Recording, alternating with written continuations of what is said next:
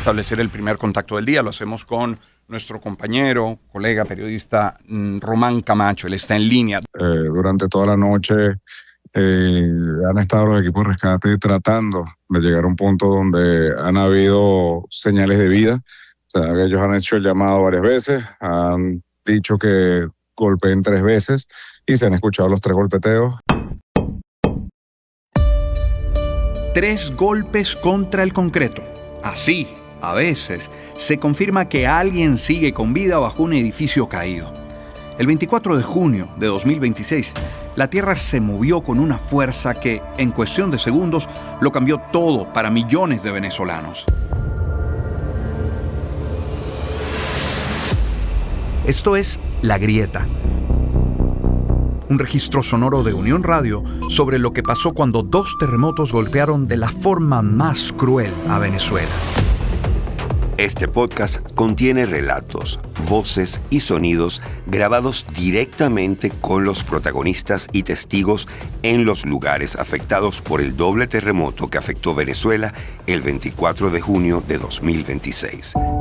Recomendamos discreción a la audiencia, ya que algunas narraciones contienen descripciones sensibles de quienes estuvieron allí. Tanaguarenas. Este es el 6º episodio y cruza la montaña hacia el litoral central, el sector Tanaguarena, en La Guaira. Tanaguarena no es un nombre nuevo. Formaba parte de Caraballeda. Fue fundada y refundada desde 1560 y el cronista Dorian Márquez la compara con lo que pasó ahora. Llega Diego de Lozada en 1567, funda la Caracas que persiste hasta hoy y buscando el asunto de, mira, necesitamos un puerto. ¿Por dónde salimos para acá? Ah, mira, Francisco Fajardo había hecho algo llamado Villa del Collado hace tiempo. Yo creo que ese puede ser nuestro puerto natural, nuestra salida hacia el mar. Y ahí entonces es cuando llega Diego de Lozada y funda Nuestra Señora de Caraballeda. Ahora, esto que ocurrió, el único precedente que tiene, bueno, creo que se ha comentado mucho, es el precedente del caso del terremoto de 1812. Obviamente los efectos de fueron muchísimo mayores porque, bueno, estamos hablando de una ciudad muchísimo más grande. Ese es el terreno. Esta es la gente que estaba sobre él esa tarde. Aarón Lev Cantillo Vargas tiene 21 años. Esa tarde estaba en el 2º piso del apartamento de un amigo en Tanaguarena cuando empezó el sismo. Cuando empezó todo a temblar, yo me levanté, salí para la sala, sentía como el suelo como que iba incrementando y miré a mi amigo, él miró a su mamá nos indicó que nos colocáramos debajo de la mesa, un poco alterada. Yo no obedecí, yo lo único que hice fue salir corriendo, porque yo dije voy a salir del edificio. Salí del edificio y ellos estaban en el piso 2. Cuando yo estoy en el piso 1 ya para bajar a planta, el edificio colapsa y todo cae. Es allí donde yo me encuentro atrapado. Estaba ya bajando las escaleras para planta. Con él quedaron atrapados Keiner, de 17 años, Mari, de 36, y Bárbara, de 37. 5 días sin luz, sin agua, sin comida. Con ellos pasé los días que estuve allí. No tenía noción del tiempo. Pasé mis días tratándolos de ayudar y descansar. Ayudaba y descansaba. Me agotaba muy rápido. Mi espacio era un poco pequeño. Me podía mover. Estaba agachado y siempre estuve con las piernas hincadas, no me podía estirar, pero no me pasó nada, gracias a Dios. A ellos sí, siempre les decía, bueno, tengan fe, Dios nos va a sacar de aquí y todo eso. Los primeros 2 que fueron Keiner y Mari, primero Keiner y después Mari, no supe cuándo los perdí porque no tenía noción del tiempo, pero a la que sí sé cuándo perdí fue a Bárbara, fue el domingo. El 4.º día, antes de que me sacaran, fue porque ya estaban los rescatistas detrás de mí, o sea, estaban cerca, y ella dejó de hablar Y yo la llamé, cuando la llamé por tercera vez, la llamé muy, muy fuerte, le grité. Y ella no respondió. Y yo dije, ok, ya ella se fue. Aaron decidió mantenerse despierto por miedo a caer en coma y se aferró a la oración. Yo siempre tuve la fe puesta en Dios, pues porque una de las cosas que hice cuando estuve ahí abajo fue, les dije a ellos, bueno, vamos a orar porque la única persona que nos puede sacar de aquí es Dios. Y yo empecé a decirle al Señor, bueno, Señor, si nos salva, pues bien, si no nos salva también, pues no podemos hacer nada, ya estamos aquí. Yo no te estoy reclamando nada, simplemente te pido que pues me gustaría que nos salvaras a todos. Si está en tu voluntad, si no está en tu voluntad, pues no pasa nada. Lo único que sí te pido de verdad es que no me permita sufrir, porque no tengo ninguna lesión, no quiero morir de hambre ni de sed aquí, eso es horrible para mí, por favor, no lo permita, no lo permita. Así duré los 5 días hablando así con Dios y le pedía mucho, le decía, no me permitas morir, no me permitas morir sufriendo. Pero si me vas a salvar, bueno, me vas a salvar, yo sé que tú te vas a glorificar. Mientras tanto, en Caracas, la periodista Estenin Olivares, reportera de Unión Radio y corresponsal de Primer Impacto de Univisión, sentía el mismo sismo en su apartamento de Mari Pérez. Yo agarré mi cédula y intento llegar desde mi habitación a la cocina de mi casa. Y en el primer movimiento, cuando se empezó a intensificar, el apartamento me bombeó al lado derecho y caí contra una pared. Después, al contrario, me llevó al otro lado. Y ya lo más fuerte, que ahí sí me asusté, y honestamente y mi esposo se ríe porque, bueno, mi esposo no estaba. Él estaba en San Antonio de los Altos y allá se sintió diferente. Yo le dije, yo me entregué. Yo honestamente pensé que él me iba a morir ese día. En la primera persona que pensé fue mi mamá, porque mi mamá depende de mí. Entonces, ¿sabes? Empieza como esa batalla moral de decir, bueno, me voy a morir, ¿qué le va a pasar a mi mamá? O sea, es lo único que yo pensaba. Escuchaba los gritos de los vecinos. Cuando finalmente se paró, agarré mis llaves y bajé y empecé a ayudar a vecinos. Y cuando llegamos a La Guaira como tal, fue abrumador por muchas cosas. Primero, había mucho caos. O sea, había gente por todas partes. Pero entonces veía gente gritando, llorando, colas de personas para agarrar de la comida que estaba llevando la gente. Las motos, habían demasiadas motos. Y empezamos a ver como las primeras imágenes de gente sacando a su gente. En el primer edificio donde nos estacionamos a hacer imágenes, estaba un señor, debió tener mi edad, quizás 40, 45 años, con 2 sábanas, una verde con flores amarillas y una azul con flores rosadas. En una puso a su mamá muerta y en otra puso a su papá muerto. Los envolvió y los metió en una camioneta. Y él mismo se los llevó. Esa imagen me mató. Ahí conoció a Yadira, vecina de la Costanera. Una señora que perdió todo y que su primer instinto fue salvar a su hija de 4 años. Ellas quedaron tapiadas y en el primer momento, cuando llega su esposo, todos los vecinos le dijeron, Yadira, la niña se murieron.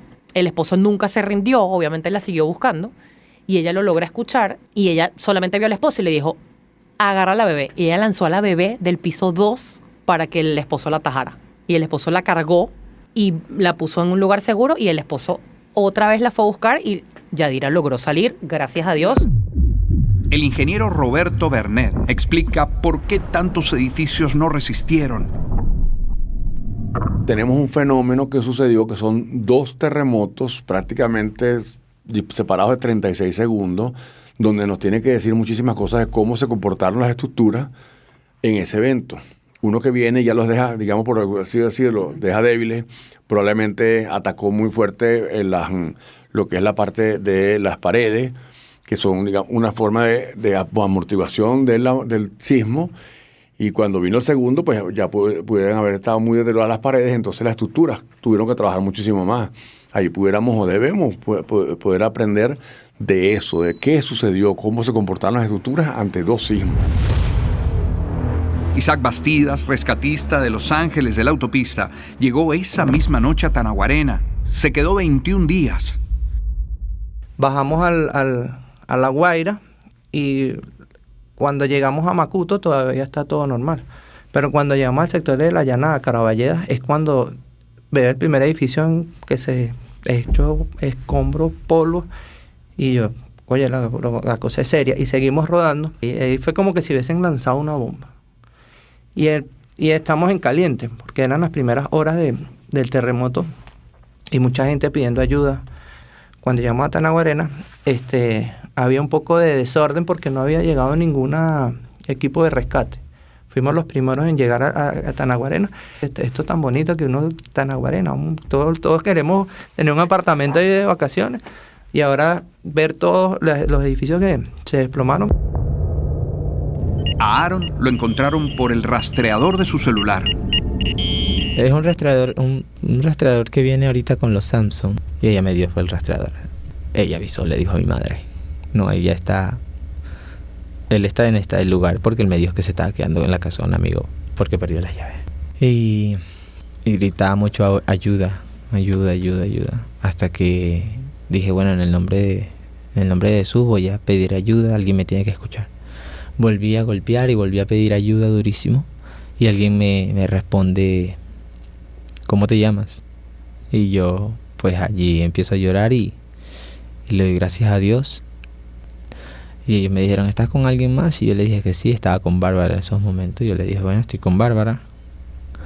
¿Qué edad tienes tú? ¿Qué edad tiene Bárbara? Y yo les decía las edades y todo eso. Hasta que empezaron a decirme, bueno, estamos trabajando para llegar a ti.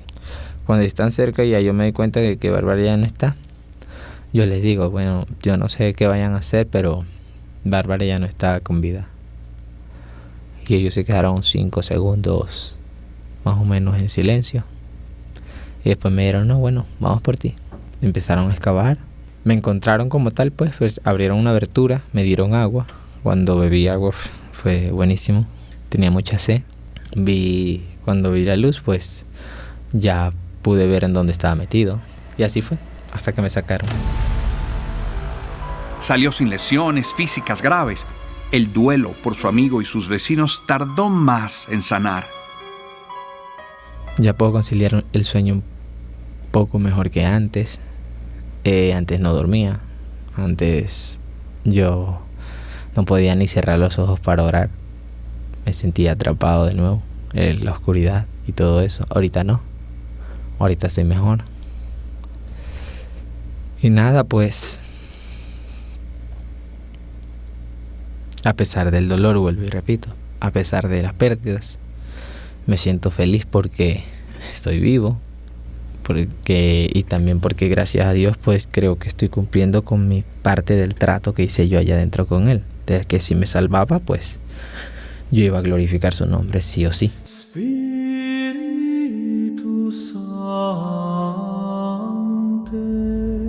Aarón dice que retomó su sueño de hacer música cristiana y que ve su testimonio como parte de un propósito. Hay personas que dicen que una persona a los 3 días o 4 días sin beber agua no puede sobrevivir, y yo estoy aquí, y eso no es lógico. Entonces sí, hay algo que quisiera agregar, es que las cosas que Dios hace, las hace por un propósito. Yo quería ser cantante, pero ahora pues se me está dando la oportunidad de hacerlo, y creo que voy a tomar eso para poder expresar el amor de Dios hacia nosotros, y también que hay un Dios que existe, que hay un Dios que nos ama, que hay un Dios que nos tiene un propósito a cada uno de nosotros, que tenemos que averiguar cuál es, pero no es buscándolo por nuestros propios medios, sino preguntándole al Señor, ¿para qué fui hecho? ¿Para qué fue hecho? Y muchas personas a mí me habían dicho, tú vas a ser un adorador, tú vas a llegar a naciones, tú vas a conocer a personas importantes. Y yo, ok, yo lo creo, pero ¿cómo llegó a eso? Y era ahí donde yo le decía, Señor, ¿Cómo? ¿Quién iba a pensar que para eso tenía que pasar 5 días debajo de un edificio?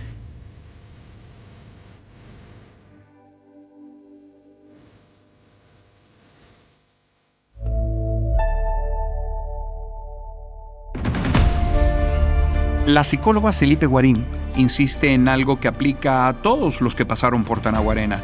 El duelo no termina cuando se va la ayuda externa y hace falta acompañamiento profesional después. La desilusión, que es donde la gente dice la ayuda está mermando y ahora yo me quedo solo. Ahora comienzo a contactar con ese duelo y esa pérdida porque estoy yo conmigo y con mi familia.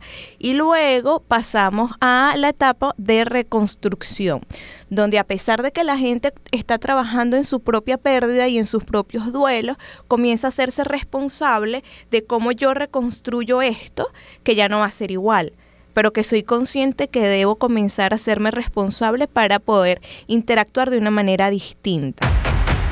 Tanaguarena, como los Palos Grandes, sigue de pie en parte por su gente, en su resiliencia, en su capacidad de construirse, en la fe. Padre Dani Socorro, sacerdote jesuita. No creo en el Dios que manda terremotos, ni pruebas, ni el que castiga. Creo en el Dios que nos sostiene cuando la vida tiembla. La fe no causó el rescate. La fe no movió ni una sola piedra. La fe fue la que sostuvo a la persona que estaba debajo de ellas. En 5 días de oscuridad, de sed y de miedo, la oración le dio una razón para seguir resistiendo, incluso cuando quien estaba a su lado dejó de responder. Pero quiero decir algo especialmente a la familia que también oraron y perdieron a sus seres queridos. Dios no eligió a quien vivía y a quien moría. Se derrumbó el concreto, pero nunca el amor de Dios. Para quien hoy sobrevivió, el propósito es una respuesta de agradecimiento a la vida. Pero para ti, que perdiste a un ser querido y sientes que la fe se te rompió en 1000 pedazos, quiero decirte que tu rabia y tus dudas son sagradas. Dios no te exige que maquilles tu dolor. La fe verdadera no consiste en tener respuestas lógicas para el misterio del sufrimiento, sino en confiar en que, tanto en el canto de quien logró salir, como en el llanto silencioso de quien hoy extraña, el amor de Dios está ahí, sosteniéndonos en medio de la grieta. Esto fue La Grieta Podcast, una producción de Unión Radio.